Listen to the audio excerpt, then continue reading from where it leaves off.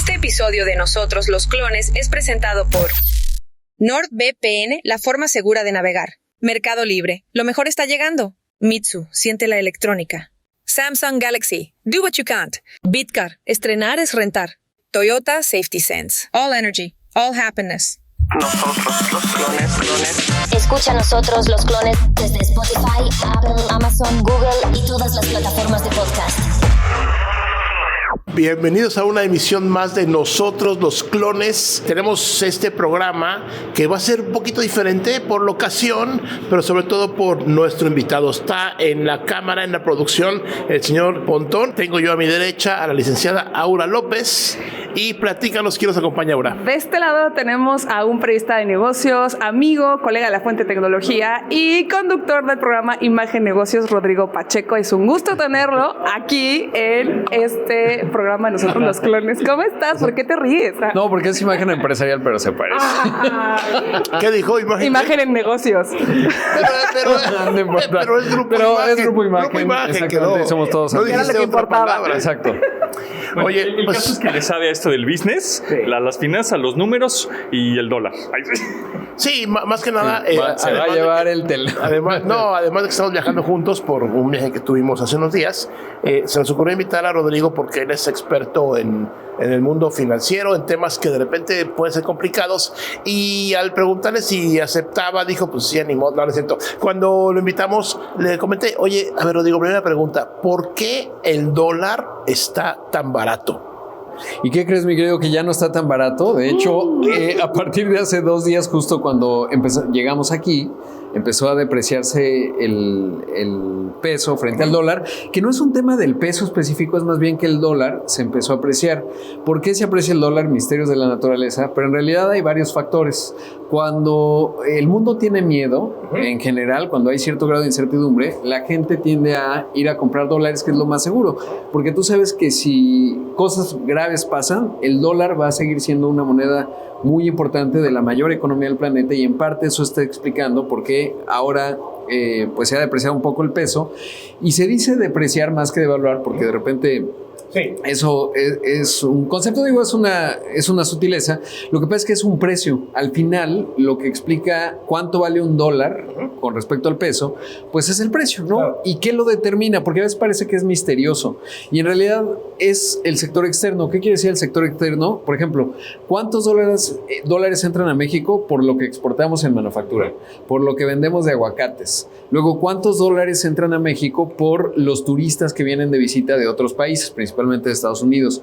¿Cuántos dólares entran a México por las remesas que envían los paisanos, los mexicanos que viven acá en Estados Unidos, en México? ¿Cuántos dólares entran por la inversión extranjera directa, es decir, lo que invierte, por ejemplo, una empresa en poner una planta?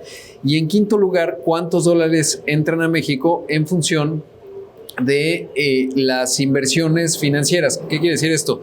Alguien vende sus dólares para comprar CETES o documentos mexicanos de deuda. Bueno, pues son dólares que están entrando a la economía mexicana, y eso es lo que finalmente fortalece al peso. Y lo que hemos observado desde hace algunos años, casi más de un año, pues es que esta balanza del sector externo pues ha sido relativamente positiva para México, porque las remesas están en récord, porque el turismo le fue bien en 2023 y 2022, porque las exportaciones siguen creciendo, y entonces este conjunto de cosas es lo que explica esta fortaleza del peso, que a veces parece contraintuitiva. Todo lo que lo dijiste lo entendemos, ¿no? Los diferentes fuentes de ingresos de dólares, pero pasándolo al tianguis, es como si yo quiero comprar limones y hay 1 millón de limones.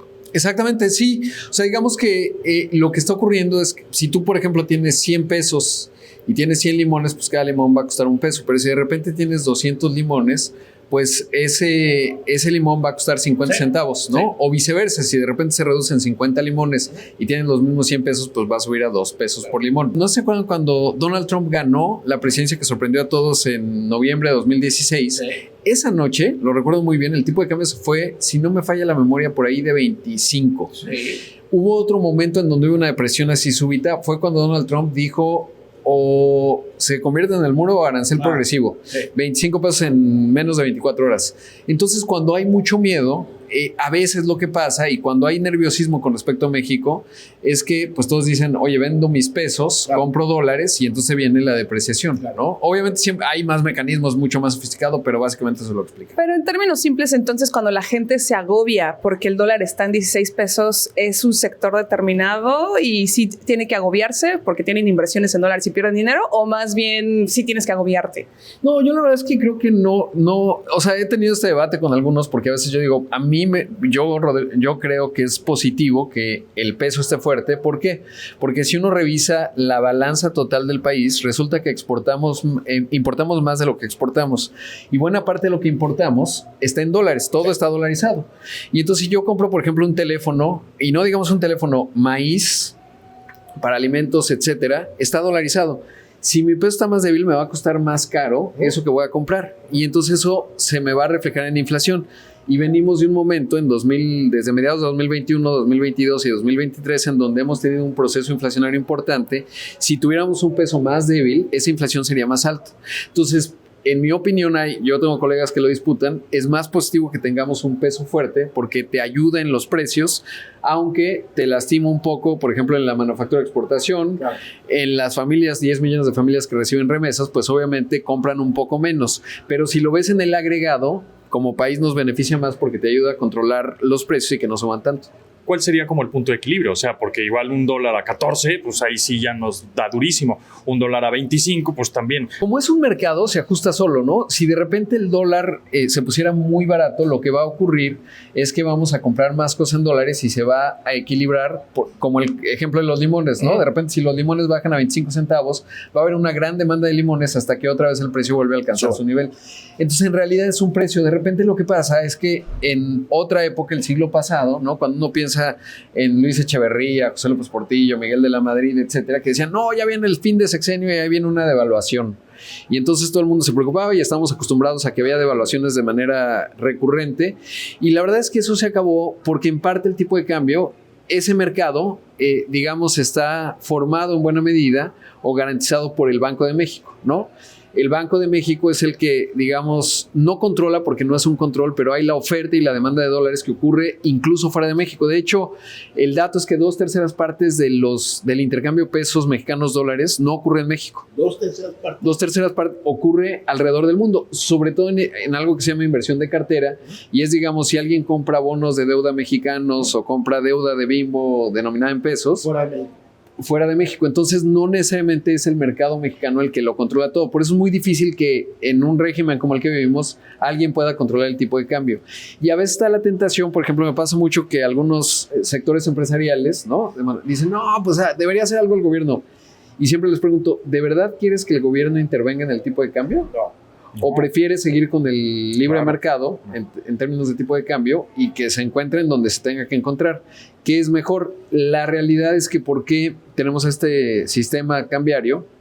Por ejemplo, la Argentina no lo tuvo durante muchas décadas, hay países que no lo tienen, pues eso lo que ocurre es que a veces te acumula grandes desequilibrios, crisis del 94-95 en México, luego viene el ajuste y es un verdadero desastre. Entonces es mejor que el mercado lo vaya determinando de manera pues muy orgánica, diría yo, y así no se acumulan grandes desequilibrios. Y luego para el usuario final, porque luego nos preguntan mucho, oye, pues el dólar está a 16.80, 17.20, etcétera. ¿Por qué los dispositivos, las cosas importadas, la tecnología sigue estando pues elevada de precio? ¿Por qué no la bajan inmediatamente? ¿Sabes qué? Es bien interesante esa pregunta y una parte es misteriosa. Muchas de ellas, las grandes, tienen coberturas. Entonces, por ejemplo, lo que ocurrió en el 2021 es que todos compraron coberturas pensando que el cobertura es un seguro. Y tú dices, oye, yo garantizo, por ejemplo, si yo tuviese una deuda en dólares para pagar a finales de 2024, yo diría, o sea, qué miedo, porque viene la elección de Estados Unidos, viene la elección de México, quién sabe qué va a pasar con el tipo de cambio.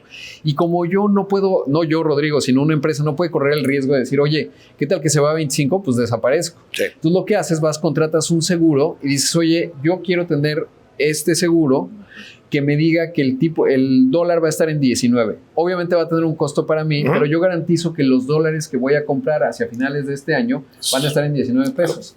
A veces lo que ha ocurrido de esta fortaleza inusitada del peso es que muchos compraron a 19, en realidad el tipo de cambio estuvo a 17, ya ni vale la pena comprarlo a 19 y nada más tuviste el costo de comprar ese, llamémosle seguro, son las famosas coberturas. Entonces, lo que ocurre con las empresas, por ejemplo, un Samsung, es que establece cuál es el dólar que va a manejar en 2024, más o menos, ya lo tiene cubierto y entonces, pues ya estás casado con ello.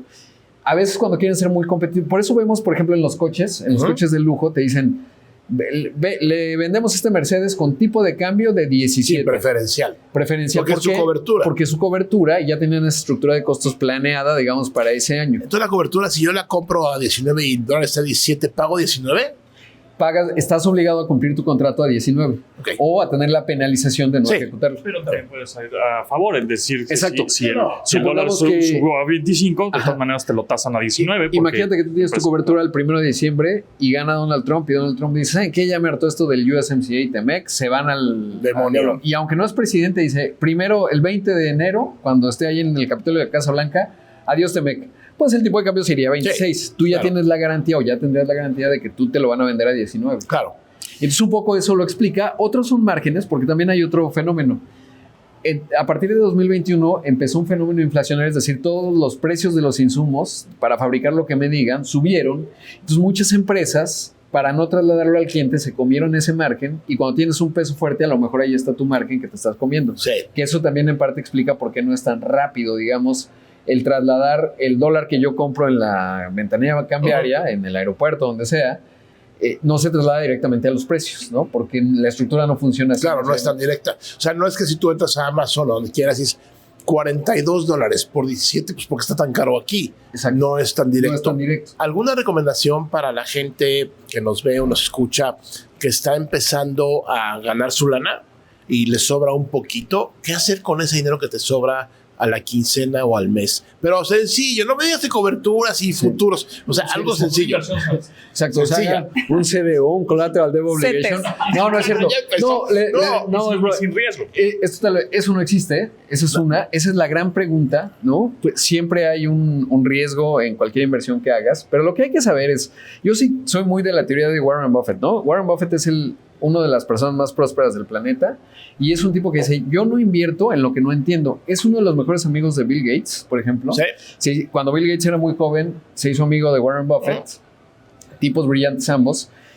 Y extrañamente, Warren Buffett no invirtió mucho en Microsoft porque decía, si no le entiendo, no invierto. Entonces, la regla 1 es, si no le entiendes, no inviertas. 2, ahorita, por ejemplo, es buena idea comprar CETES. CETE directo, ¿no? Hay unos rendimientos extraordinarios. Explícanos el CETE. ¿Qué es un CETE? Porque lo hemos oído todos, pero ¿qué es? Es un certificado de la tesorería, eso quiere decir CETE.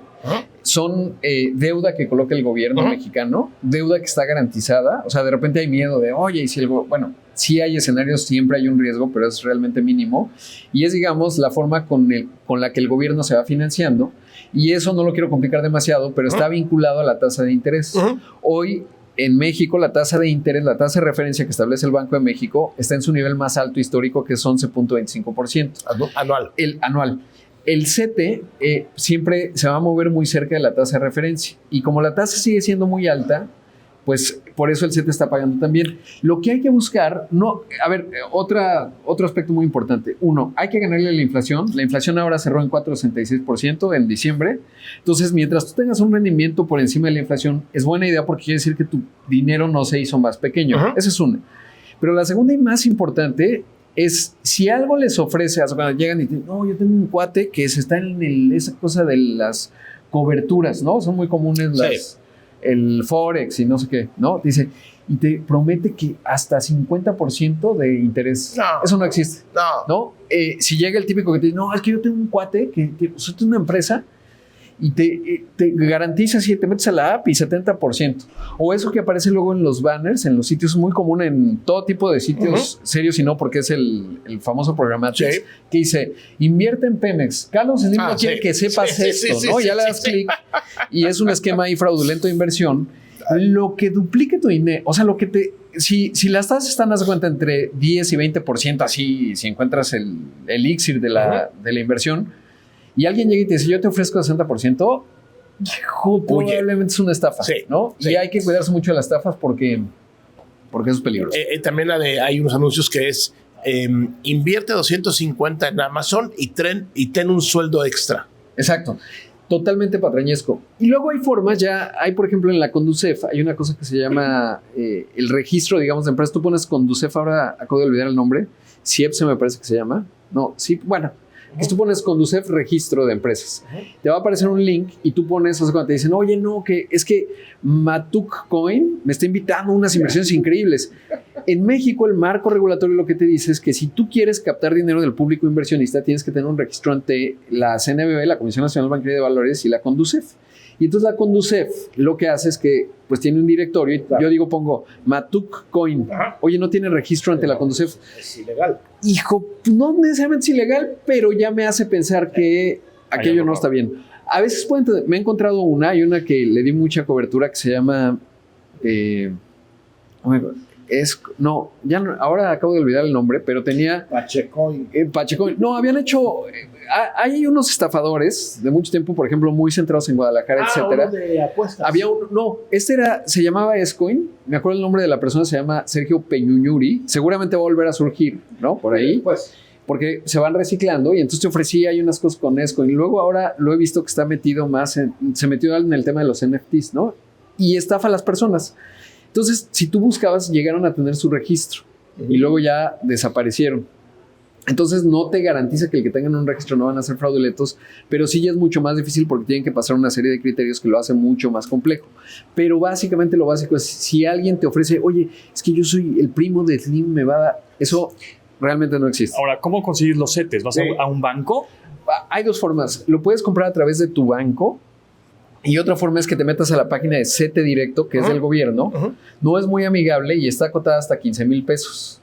Si quieres invertir más de 15,000 pesos en CETE Directo, en la página directamente, vas a la oficina de CETES, ahí por todo el país, en la Ciudad de México, ahí por ejemplo en Plaza IN, y ahí llegas, comprabas que eres tú, o sea, te piden tu identificación oficial, no sé qué, firmas un contrato y te amplían, digamos, me parece hasta 10 millones de pesos y ya puedes estar invirtiendo en CETES.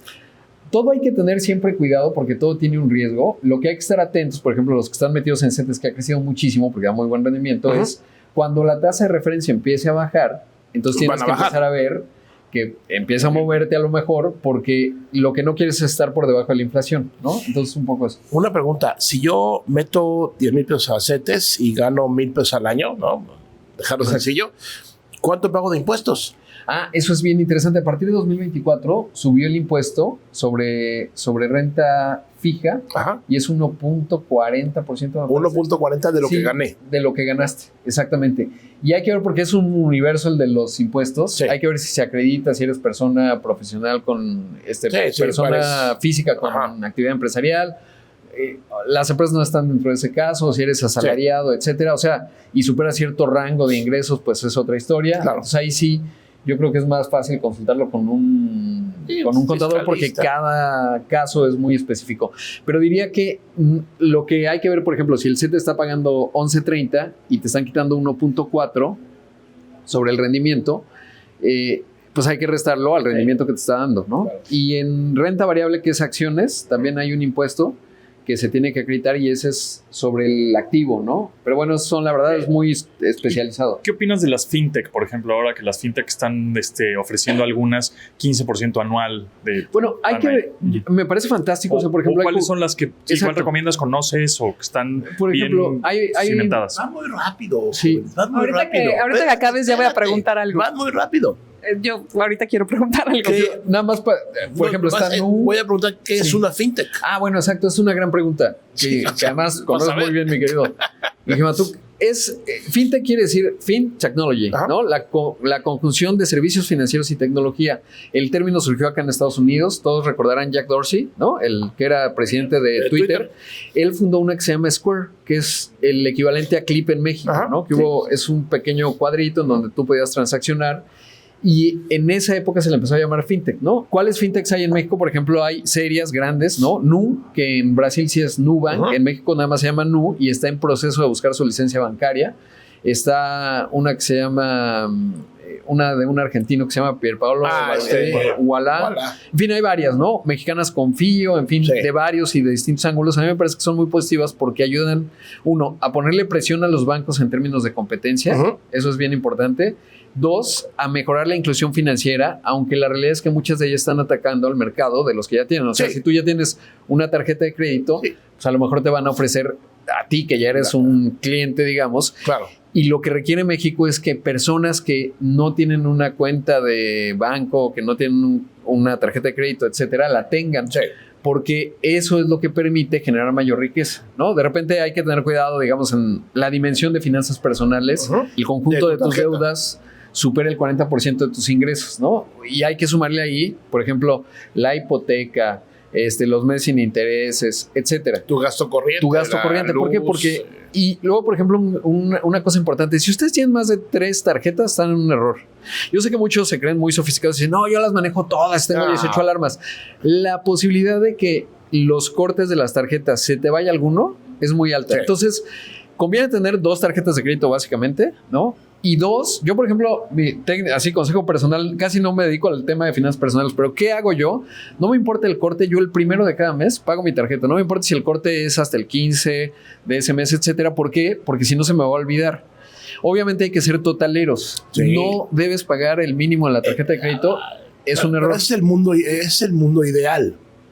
Pero realmente muchísima gente, de ahí vive el banco, firma algo porque no tiene lana. Sí, pero ¿sabes qué? Es que yo sé que es muy difícil y lo que voy a decir es el deber ser, ¿no? Sí. Pero es que estamos mal acostumbrados porque si no tienes dinero para comprarlo, no lo compras. Quiere decir que, espera, no es para ti. Porque si no, y es muy dramático, vas a ir o sea, como el ratoncito que está en la ruedita, vas a ir siempre atrás porque el mínimo está garantizado. O sea, si tú pagas el mínimo de una deuda, ahora no me acuerdo exactamente el ejemplo, pero de 10,000 pesos, te vas a tardar como 20 años en pagarlo. Entonces estás trabajando para el banco. Por eso es que las personas, sobre todo que si compraste algo que no te alcanzaba y entonces vas pagando el mínimo, ese mínimo va creciendo porque se va a volver a repetir la situación. Eventualmente es una bola de nieve y vas a sentirte que trabajas para el banco.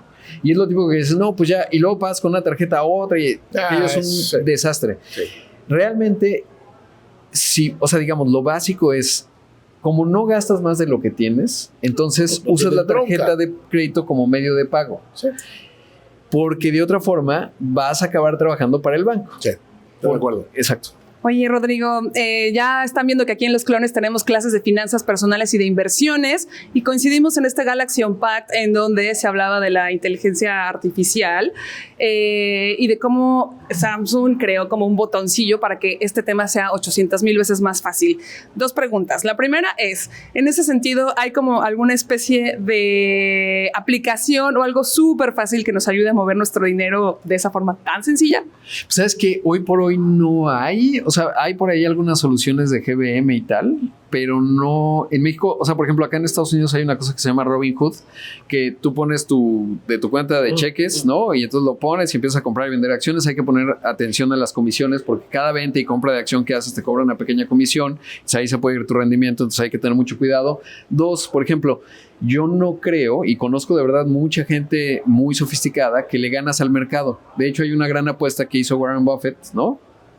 Con uno de estos gestores de fondos y les dijo, les hago una apuesta, nos vemos en 10 años, ¿quién se sube? Yo con una inversión indexada. ¿Eso qué quiere decir? Si tú tienes, por ejemplo, el Standard Poor's 500, que son las 500 empresas más grandes de Estados Unidos, o el IPC de México, ¿no? Las empresas más grandes de México, y yo voy a tener un instrumento que sigue el rendimiento de eso versus el típico manager que dice, no, yo soy buenazo y le entiendo perfecto y el alfa y no sé qué. Y saben que esa apuesta la hizo Warren Buffett en 2007. Vino la crisis financiera. Y si tú preguntabas en 2008 o 2009, había perdido Warren Buffett, pero hacia 2017 ganó. Yo soy de los que piensa que no hay que cascarle al mercado. Y menos, o sea, hay algunos financieros que lo hacen bien, etcétera. Pero es relativo. Si alguien no te dedicas a cascarle al mercado, básicamente no lo hagas. Por lo mismo que decimos de Warren Buffett. Si no le entiendo, no lo hago. Y segundo tip, cuando alguien les ofrezca una inversión, o sea, dicen, oye, yo quiero invertir, ¿no? Y voy con un banquero de inversión o con un esquema, etcétera. La primera pregunta que tienen que hacer es, ¿qué quieres? O sea, ¿cuál es tu objetivo con la inversión? Claro. ¿Es tu inversión para retirarte? ¿Es porque te quieres ir al siguiente mundial? Luego, segundo, ¿cuánto riesgo estás dispuesto a correr? Porque si yo te digo, oye, vamos a meterle todo Nvidia, ¿no? Pues hay un riesgo porque si mañana el gobierno de Estados Unidos dice, Nvidia, ya no solo no le puedes vender los chips más avanzados a China, sino que no le puedes vender nada a China. Y además, Hang, ¿no? El fundador de Nvidia, pues es medio esquizofrénico y se vuelve loco.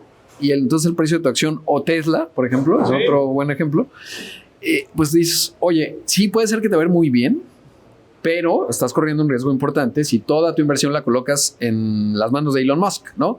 Entonces, nada más para ser muy concreto, que te escuchen, o sea, el secreto es que te escuchen, porque no, mira, te voy a vender este fondo que es increíble, vamos mal.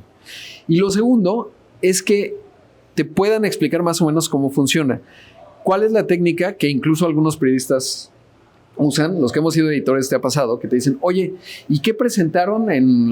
Presentaron el Snapdragon A23 con 3 chips con 25 MHz. Y dices, güey, eso quiere decir que no estás entendiendo lo que me quieres contar y lo estás engatusando en medio de un lenguaje rebuscado y en realidad no entiendes. Entonces, el que te ofrezca una inversión tiene que poder explicártela. Si no te la sabe explicar, quiere decir que no entiende. Si él no entiende y es el que te está ofreciendo la inversión, quiere decir que vamos muy mal. Ahora, ¿en dónde podríamos comprar, por ejemplo, acciones? Porque el típico, ¿no? Estamos en la generación Z o los millennials, ¿o no? Oye, es que yo quiero comprar acciones de Tesla y de Netflix y de Meta. Y en México antes era complicado, ahorita es más fácil. ¿Cómo se hace? Pues mira, hay varias aplicaciones. Decía, por ejemplo, GBM tiene una. Hay varios, ¿no? Invex, Vector, Actinver, etcétera. Tienen distintos esquemas en donde más o menos hay que buscarle un poco. Desde 10 mil pesos puedes entrar. Yo pensaría más bien en comprar fondos indexados. ¿Haz de cuenta? El típico fondo que te ofrece el banco a lo mejor no es tanto rendimiento, simplemente lo que quieres es cuidar que tu dinero pues no esté por debajo de la inflación, porque tú estás perdiendo tu dinero. Y si ya eres más avesado, pues a lo mejor ya puedes comprarte alguna acción, etcétera, entendiendo que siempre hay un riesgo implícito cuando compras una acción. Yo pensaría que es más fácil comprar, por ejemplo, en vez de meter a Tesla, ¿no? Que sí es buena idea, ya depende de cada quien, pero el Standard & Poor's 500 o el Nasdaq, ¿no? Porque ahí están computadas todas las empresas de tecnología en su conjunto, y entonces si de repente Mark Zuckerberg lo hizo mal en el Congreso y entonces le cambió el nombre de Meta, pero la gente sigue acordando. Es un pedacito del SP. Pues se cae, ¿no? Y se desploma Meta, o en su momento Research in Motion, o sea, BlackBerry, ¿no? Que no lo supieron ver y tú tenías un pedazo. Si tú invertiste todo en BlackBerry, pues adiós, pelas. Pero si tú estabas en el Nasdaq, a lo mejor, que se cotizaba en Ontario, ¿no? Pero pues ya no te fue tan mal. Hay o sea, ahora está el concepto de la compra fraccionada de acciones. Porque si la acción de Tesla cuesta $800, estoy inventando, tú necesitas y quieres de esas acciones $8,000. Pero creo que GBM y otros, sí, o sea, es la compra como fraccionada. En realidad, compras fraccionado, ¿no? O sea, si tú quieres comprar, dices, yo 50,000 pesos de Microsoft. Sí. Me da igual a cuántos de Microsoft. Más bien voy a comprar fracciones de acciones de Microsoft. Claro. Y con eso tienes tus acciones que no es como era antes, que era fuerza, digamos, exacto, toda la unidades, ¿no? 50 acciones. Exacto. O 1,000 acciones. Oye, y platícanos en qué va el tema del cripto. O sea, está bien interesante. Yo la verdad es que tengo cada vez más escepticismo yo les llamo criptoactivos porque no son una moneda. ¿Por qué no son una moneda? Una moneda tiene 3 características. Transaccionalidad. O sea, yo ahorita bajo, como estamos acá, no voy a ir a una coca y les digo, oiga, yo traigo mi Bitcoin. Me van a decir, aún en Estados Unidos me van a decir, jule, pues está difícil. Suerte. ¿No? Esa es una, transaccionalidad. 2, unidad de valor. Es decir, si tú vendes tu coche y oye, Rodrigo, te vendo mi coche, te lo pago en Bitcoins. Hasta qué miedo, porque no sabes si te lo pago hoy y tú dices, chin, la Bitcoin subió a $70,000. Dejé un montón de dinero por venderle mi coche a Rodrigo. Claro. Bueno, no, porque te di criptos, eso fue buena idea. Entonces tú dirías, muy bien. Pero si lo conviertes. Si la Bitcoin cae mañana, como ocurrió en noviembre de 2021, ¿no? Estaba en 65, bajó a 17. Pues es que terror. Y entonces, pues no es un activo que te da certeza en cuanto a unidad de cuenta. Tú no negociarías un contrato, digamos, anual en Bitcoins, porque no sabes cómo va a estar el precio. Claro. Entonces no cumple esa otra funcionalidad. Y la que quizás sí cumple es el valor intrínseco, ¿no? Es decir, resguardo de valor más bien. ¿Qué quiere decir? Que si yo pongo ahí mi dinero tiene o guarda el valor mi dinero, no se deprecia demasiado, y eso podrías pensar que sí, porque si ves el histórico de la Bitcoin, bueno, pues, Sí, pero ahí lo podrías, pero una moneda no es y no va a ser. Ahora, es muy interesante porque venimos de una serie de escándalos, Sam Bankman-Fried de FTX, antes Luna, Terra, Celsius, en fin, ha habido un montón de escándalos, incluso el de Binance recientemente. Pero resulta que grandes fondos de inversión, hay uno muy grande que se llama BlackRock, que nada más para mencionarlo, es como administra unos 7 veces México, el tamaño de México. O sea, es más grande que, si fuera un país, administraría más activos que la tercera mayor economía del planeta, que es la japonesa, ¿no? Ok. O ahí sí iría un quien vive con Japón. Bueno, ellos empezaron a empujar junto con otros fondos de activos, ETFs, que son estos que les digo que son indicadores de Bitcoin. Y entonces presionaron a la SEC, al regulador estadounidense, salió la regulación, es muy interesante, y yo pensé francamente que iba a subir mucho el precio de Bitcoin. ¿Por qué? Porque iba a haber más inversionistas con estos grandes fondos que les distribuyen, que iban a invertir en Bitcoin. Y extrañamente lo que ha ocurrido es que ha estado cayendo el precio de Bitcoin. Todavía no entiendo exactamente por qué, es un poco extraño. Y tampoco entiendo mucho el ángulo de estos grandes fondos de inversión porque lo están haciendo. Yo creo que hay una agenda ahí muy interesante que todavía no alcanzo a entender, pero bueno. ahorita dijiste BlackRock, en los aviones que nos ha tocado viajar, de repente veo anuncios de Citibanamex y BlackRock. Exacto. ¿Eso cómo funciona? Lo que pasa es que como haz cuenta que estos grandes fondos de administración de activos lo que hacen es que distribuyen sus fondos. Haz cuenta, BlackRock dice, yo tengo justo un ETF de Bitcoin, ¿no? Entonces lo tienen que vender. ¿Quién lo vende? Pues BlackRock no va a poner una oficina en México que diga BlackRock. Y entonces hace una alianza con Citibanamex y dice, oye, distribuye mis fondos. Y entonces cuando yo soy un cliente de Citibanamex y digo, oye, Citi, quiero comprar un ETF. Pues te recomiendo el ETF Standard Poor's 500 de BlackRock y el de Bitcoin. Y entonces Citibanamex es el que distribuye los fondos de BlackRock. Otro gran jugador, el segundo más grande, se llama Vanguard. Ese está con más bancos, ¿no? Vanguard es mucho más cauto, digamos, ¿no? Que es otro. No. Vanguard, haz cuenta que es como si dices Coca y Pepsi. Vanguard es la competencia, lo que les guste, pero Pepsi o Coca o como quieran verlo. Oye, Rodrigo, hace rato te iba a hacer una pregunta más, que es la última que tengo, y pues eres un apasionado de las finanzas, de los negocios y también de la tecnología, y sé que estás súper clavado con el tema de la inteligencia artificial. Yo creo que te invitaremos a otro programa para que nos platiques más de eso, pero sí quiero que nos cuentes un poquito desde tu perspectiva, porque sé que has leído muchísimo. ¿Cómo ves el escenario actualmente en estos temas? Sabes que yo estoy súper, me genera mucho entusiasmo porque creo que este es una gran revolución de plataforma de cómputo como no la hemos visto. Pocas veces en mi historia como periodista he visto a tantos líderes de negocios. O sea, hemos visto distintas modas, el metaverso, los criptoactivos, etcétera. Eso lo hemos visto. Nunca había NFTs. NFTs, etcétera. Pero lo que nunca había visto es a líderes de los en serio, ¿no? Satya Nadella, Sundar Pichai, Jeff Bezos, Elon Musk, etcétera. Bill Gates, que están diciendo, esta es la mayor revolución del tamaño de la implantación del internet o de la electricidad. Y a mí, porque siempre me ha gustado la tecnología, más que, digamos, en específico los gadgets, como periodista de negocios y de temas económicos, las mayores transformaciones económicas en una sociedad han sido tecnológicas. La revolución industrial, la adopción de la electricidad, el advenimiento de internet. Esta revolución de la inteligencia artificial generativa, porque es importante distinguir que hay varias, ¿no? Y la que hemos vivido o vivimos desde noviembre de 2022 y hablamos mucho de ella a lo largo de 2023, es la generativa, ¿no? La tecnología Transformer, ChatGPT, que nació en Google, etc. Y yo creo que 2024 es el año de la implantación. Es decir, todos hablamos, digo, los que estamos, probablemente ustedes como yo, pues todos los días me hablo de piquete de ombligo con el ChatGPT, genero 18,000 imágenes, voy con Pi de Inflection, ¿no? Bar, de repente digo, pues no está tan bueno, y Bing, etcétera, ¿no? Y tengo diálogos, los pongo a pelear. Un día hice un resumen y le decía, oye, Bing, hazme un discurso de 3 párrafos de tal. Entonces Bing me dijo, no puedo. Y le digo, mira, este es el que me hizo ChatGPT, ¿cómo lo ves? Y entonces es realmente apasionante. Ahora, pues ese soy yo y somos algunos que nos encanta este tema.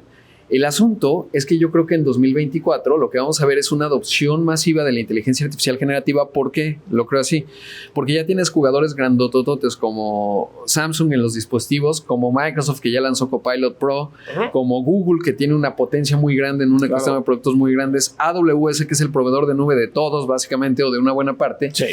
Y todas estas empresas van a empezar a desplegar soluciones de inteligencia artificial generativa que es realmente misteriosa. Les recomiendo mucho, por ejemplo, esta entrevista que le hace Bill Gates a Sam Altman en un podcast que se llama Confuse Me. Al director de ChatGPT. De ChatGPT, ¿no? Y me parece muy emblemática porque pues ahí tienen un diálogo, y es que Bill Gates fue, yo lo vería así, o sea, el visionario que logró comercializar la computadora en cada escritorio.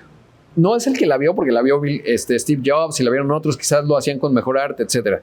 Pero el que tuvo la ejecución para ponerle un sistema operativo y una en cada escritorio y beneficiarse de ello fue Bill Gates. Déjame hacerte una pausa. Cuando salió esa historia de una PC en cada escritorio, los 80s, sí, y otra vez estaba chavo, pues decía, ¿cómo una PC? Está Sí, estúpido claro. este güey. O sea, ¿para qué en esta oficina donde hay 40 escritorios quieres 40 PCs?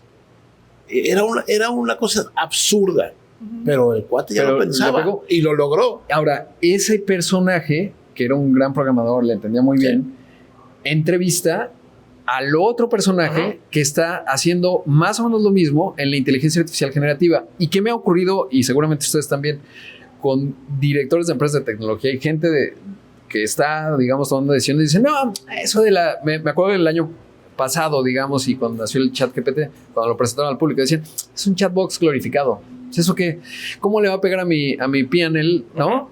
En términos de ventas. Porque no están entendiendo la naturaleza profunda de esta estructura de cómputo y la revolución que va a tener en su despliegue, con un montón de retos todavía, pero creo que eso, Y justo por eso va a ser una pasar, la transformación. transformación, ¿no? Cuando llega una nueva tecnología, se transforman los empleos, etcétera. Así es cuando llegó Netflix, o YouTube, pues Televisa, todas las Azteca, todas las televisiones, hombre, es que nos van a pegar y se confían. O el mismo BlackBerry que mencionabas, o sea, nosotros somos los reyes, somos el mejor sistema operativo, llegó Android, pum. Entonces, ese es el problema, de pronto, que muchas empresas empiezan a confiarse, duermen en sus laureles de, hombre, ChatGPT, es un chatbot común y corriente, y piensan eso porque no lo entienden. Pues regresamos a, si no lo entiendes, entonces tienes que entenderlo.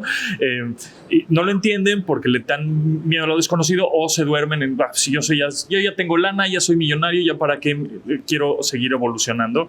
Y es cuando llegan nuevas empresas, o también en la industria automotriz, que pues ahorita los chinos están con todo, y hay muchas marcas que en una de esas van a tronar, o el mismo LG, ¿no? Que tenía su línea de teléfonos móviles y la cerró de plano, ¿no? Pero lo más curioso también es la parte en la que ya creo que lo habíamos platicado hace poquito, que como usuario, persona, humano, no te das cuenta de que estás siendo parte de la historia y que lo estás viviendo en ese momento, y hasta la distancia es cuando empiezas a ver todos los cambios, claro, ¿no?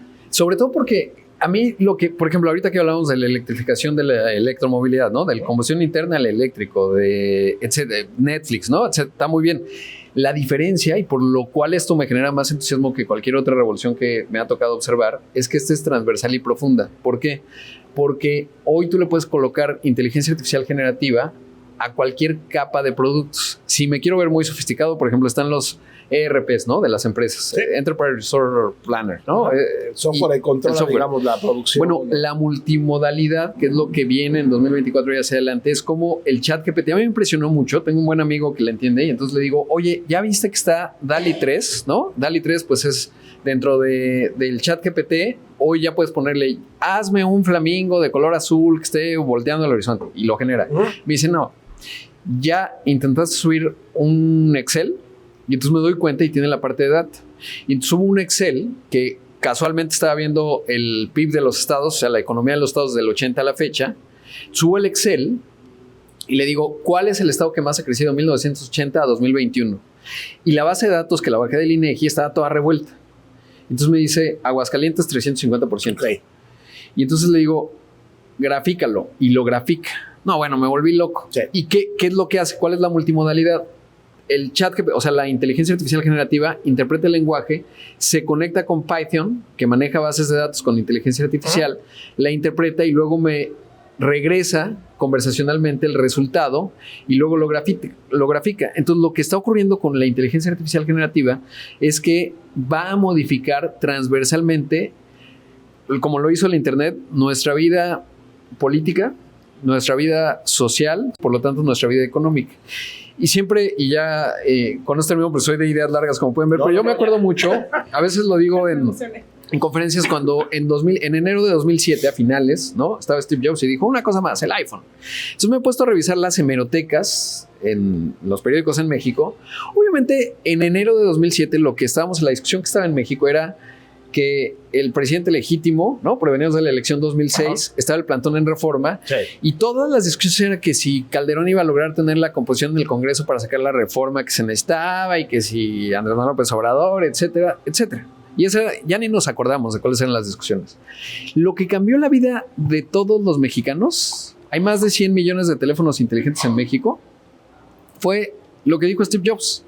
Y hoy, los que nos están viendo, Pontón, Aura, Matuk, lo primero que hicieron, antes que ninguna otra cosa, fue apagar la alarma de su celular, ver que tenían 5 WhatsApp, 3 mensajes, luego escucharon música, vieron que tenía, a lo mejor vieron si durmieron bien o durmieron mal. El objeto con el que más tenemos interacción en nuestras vidas cotidianas y que más ha transformado nuestras vidas poco más de 10 años después, hoy en 2024, es esta cosa. Sí. Y en su momento no lo pelamos. Así como cuando salió el ChatGPT, pues muchos dijeron, pues esa cosa aquí. Sí, o sea, ¿para qué? Estoy totalmente de acuerdo. O sea, este va a ser, como bien dices, el año en la implantación de toda esta inteligencia artificial, en donde igual en el segundo semestre, esta transición, la gente, el mainstream, la gente popular, la que utiliza el mail y que no es experta o que no es geek como nosotros, va a decir, de un momento a otro ¿en qué momento cambió Google? ¿En qué momento cambió Microsoft? ¿En qué momento no? Y ya estamos utilizando la inteligencia artificial generativa día a día y de manera cotidiana. Ahora, lo único que me preocupa un poco es estos como tipo bots, algoritmos, inteligencia artificial aplicada en acciones, en negocios, en donde... recuerdo muy bien, por ejemplo, mi tío tiene 80 años y tenía su cuadernito porque él tenía acciones y a ver, van a subir, y entonces a los 2 días le hablaba a su asesor y le decía, no, pues vende esto. Me dice, ahorita ya no puedo porque el algoritmo es por segundo, sube, baja, sube, baja, sube, baja. No puedo tener yo una conclusión de decir lo vendo o lo compro, o porque la tecnología va más rápida que yo. Sí, entonces, más tranquilante. No, ya lo sabemos. Entonces, ¿tú cómo ves ese tipo de inteligencia artificial aplicada a estas grandes empresas, acciones, trading, todo esto? Yo creo que va a ser extraordinariamente retador. Hay 2 escuelas hoy, o en las discusiones, bueno, hay 3, ¿no? Diría. Los safters, los que dicen que se apague 6 meses, ¿no? Y escriben cartitas, dicen que se apague. Ok, esos son unos. Luego están, que ese es el lugar común cuando los humanos no entendemos algo, y véanlo, ahora que escuchen esto, pongan atención cada que vean, que se regule, ¿no? Yo tengo grandes debates de que se regule. ¿Por qué? Porque nos da miedo, pero sobre todo delegas en algo mágico el control y los efectos positivos y negativos de la tecnología. Claro. Porque lo que no se ponen a pensar es cuando dicen que se regule, siempre les digo, oigan, ¿alguien vio la comparecencia de Mark Zuckerberg en el Congreso de los Estados Unidos? Donde estaban así, le decían, oiga, pero si prendo mi Wi-Fi, ¿me lo vigilan? El nivel de sofisticación en donde tú le dices, oye, en la ponderación o el entrenamiento de los datos le vamos a quitar tal ponderación y vamos a hacer tantos tokens por segundo. Lo pueden regular pero Fernández Noroña, con todo respeto, en el Congreso mexicano no está capacitado. Entonces, y muchos más. Ahora, los líderes de tecnología, los Satya Nadella, Sam Altman, etcétera, están siendo mucho más listos esta vez porque dicen, ya sabemos que hay una curva de aprendizaje en donde lanzamos las cosas y luego nos preocupamos de los efectos negativos. Como esta tecnología es tan potente y es de evolución exponencial, ahora se están previniendo y están diciendo, oye, hay que regular. Yo creo que lo hacen más como una postura, digamos, cautelosa, bien intencionada, antes de que les llegue, los que no entienden ahí los quieren regular. Pero soy muy escéptico de la regulación. ¿Por qué? Porque como no hay un órgano supranacional, ¿qué quiere decir eso? Uno ve, por ejemplo, el cambio climático, ¿no? Y todo, China, India, Estados Unidos, Rusia, todos estamos de acuerdo en que el planeta está calentando por las emisiones de gases de efecto invernadero.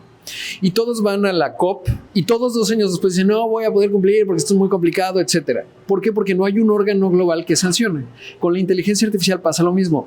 China no tiene ningún incentivo para cooperar con Estados Unidos y no hacer, por ejemplo, no aplicarla a los mercados financieros y obtener beneficios más rápidos en términos de posiciones accionarias, o no aplicarla en el desarrollo de ciencia bélica para tal. Y entonces sí vamos a tener algún principio de regulación muy nocional y muy básico, en donde la inteligencia artificial no puede controlar armas porque en una de esas nos mata a todos. Ok, está bien, ¿no? Es muy básico. Sí. Realmente una regulación más compleja no. ¿A qué voy con esto de que el mundo va muy rápido? Sí va muy rápido. No alcanzamos. Estamos viviendo un momento de la historia en donde tienes que reaccionar ante lo que alcanzas a ver. Porque si yo me siento a pensar las consecuencias conceptuales de lo que dice Yuval Noah Harari, ¿no? El escritor de Sapiens, él dice, estamos llegando al final de la historia humana, porque por primera vez la historia ahora ya no va a ser generada por los humanos, sino va a haber otro ente externo. Okay. Y entonces si me pongo a teorizar cosas, pues puedo llegar a escenarios muy distópicos, ¿no? Es importante conceptualizarlos, pero en términos de tomar decisiones, pues tienes que reaccionar con respecto a lo que ves. ¿Qué tenemos que hacer nosotros? A mí no me va a quitar mi trabajo la inteligencia artificial, el ChatGPT, me lo va a quitar ahora que sí la vas a saber usar, y en lo que yo hago una nota del resultado trimestral de Samsung o de América Móvil, ahora va a ser 5 y ya va a tener lo básico, le va a poner más creatividad, va a generar tres imágenes autogeneradas, incluso va a hacer un video con su avatar y va a decirle, haz estas 10 notas. Sí. Y yo pues solo voy a llevar la mitad de una. Y entonces quien digamos nos va a desplazar desde el punto de vista de la inteligencia artificial es otro humano que sepa utilizar la inteligencia artificial. Muy bien, Rodrigo, ya se nos pasó un poco el tiempo. No, muy buena muy buena la conversación. Muy interesante. Ideas largas. Te agradecemos todo el tiempo aquí con nosotros. Y bueno, yo me quedo con varios temas pendientes, luego los abordaremos, pero gracias por tu tiempo y espero que nos veamos pronto en otro viaje o te invitamos al estudio. Exacto. Oye, encantado. ¿Y en dónde te pueden seguir y escuchar todos los días? Pues yo soy súper tuitero, ¿no? Aunque Elon Musk le quiere decir X. Entonces me encuentran en @Rodpack. Si quieren ver fotos de ventanas de avión, soy Rodpack en Instagram, que básicamente es lo que pongo.